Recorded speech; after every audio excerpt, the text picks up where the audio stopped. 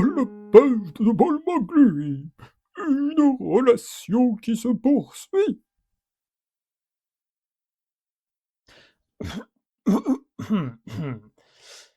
Monsieur, vous êtes vraisemblablement, de toute votre vigueur, la plus belle des personnes qu'il m'ait été donné de rencontrer. Vous êtes fantastique. Je ne saurais me porter à la hauteur de votre vue, de votre regard, de votre beauté. Vous êtes, comment dirais-je? Vous êtes trop pour moi. Voilà, vous êtes trop pour moi. Je ne peux pas assumer plus que ça. Alors, tandis qu'ils étaient à table, l'assiette se retourna.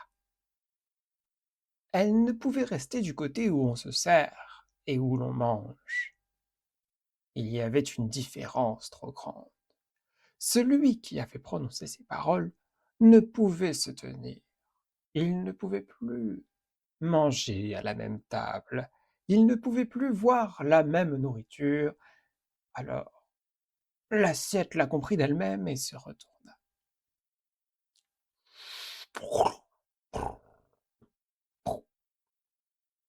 Enfin, voyons, qu'est-ce que vous me chantez là?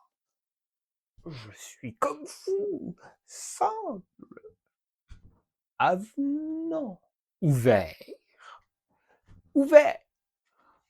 N'importe qui peut me rencontrer. N'importe qui peut entamer le dialogue avec moi. Je suis là pour ça. Nous sommes tous là pour ça. Pourquoi établir des différences aussi féroces et impétues? Enfin, voyons. Nous sommes tous pareils. Comprenez-le. Nous sommes tous pareils. Il n'y a pas de différence, cher monsieur. Vous aurez le même type de récompense, le même type d'avenir que le mien.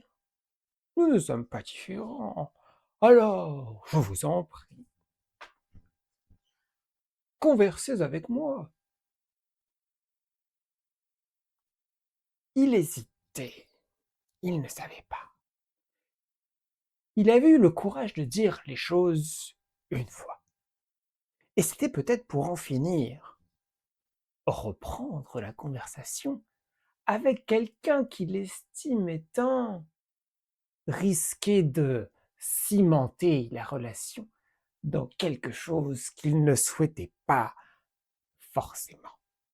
Cimenter une relation où il se sentirait toujours et en continu redevable d'une intelligence et d'une beauté supérieure, qui même, si elle n'était pas présente, était ce qu'il considérait, ce qu'il voyait, ce qu'il croyait, et de fait auquel il n'échappait pas, dans son être simple.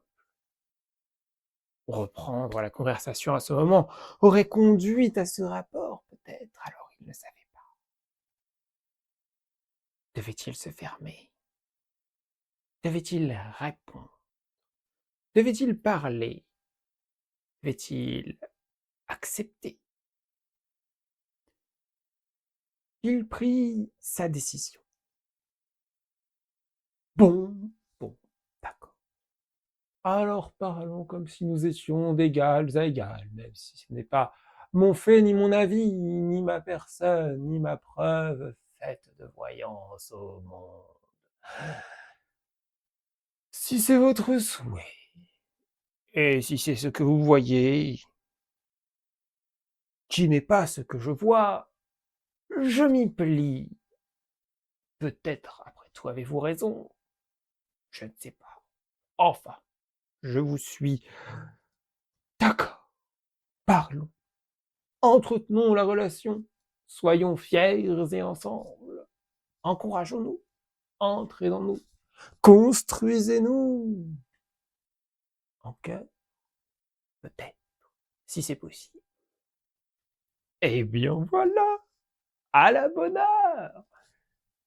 Je vous avais dit que nous n'étions pas si différents. Nous sommes pareils. Vous verrez, à deux, nous ferons de grandes choses.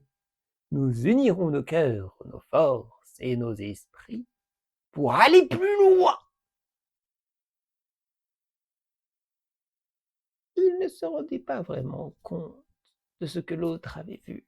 Il ne se rendait pas vraiment compte. Et peut-être est-il vrai que reprendre la relation allait cimenter celle-ci dans quelque chose qui n'était pas souhaitable, ni pour l'un, ni même peut-être pour l'autre. Mais peut-être que d'un autre côté, ce genre de rapport allait développer d'autres choses tout à fait passionnantes chez l'individu qui avait pris cette décision, j'entends. Car des fois, lorsqu'on suit une relation où l'autre est tout pour nous, ou bien au-dessus, non pas qu'on va devenir et rester la petite araignée subsidiaire que personne ne regarde, mais parfois, et même peut-être de temps en temps, et même peut-être même plus, eh bien, il se développe de nouvelles choses, de nouvelles branches qui ne se seraient pas développées autrement, d'un autre soi qui se diffère de ces rapports, de ces relations, d'étoiles admirées, réfléchissant, miroir ouvert éteint, et pas autre chose. Quelque chose qui diffère de cela. Une différence qui construit une autre personne qui peut-être était ce qui aurait été le bien.